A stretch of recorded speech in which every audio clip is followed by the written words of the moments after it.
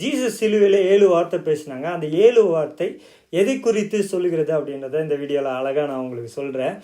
முதலாவது மன்னிப்பை குறித்து சொல்லுது. லூக்கா எழுதின சுவிசேஷம் 23வது அதிகாரம் 24வது வசனம்.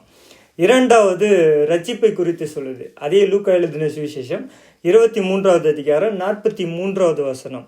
மூன்றாவது பராமரிப்பை குறித்து சொல்லுது. யோவான் எழுதின சுவிசேஷம் 19வது அதிகாரம் 26, 27 இந்த வசனம் பராமரிப்பை குறித்து சொல்லுது. நான்காவது தவிப்பு அப்படின்ற ஒரு காரியத்தை குறித்து சொல்லுது. அது மத்தேயு 27வது அதிகாரம் 46வது வசனம். ஐந்தாவது களைப்பு. யோவான் எழுதின சுவிசேஷம் 19வது அதிகாரம் 28வது வசனம். ஆறாவது வார்த்தை பூரிப்பை குறித்து சொல்லுது. யோவான் எழுதின சுவிசேஷம் 19வது அதிகாரம் 30வது வசனம்.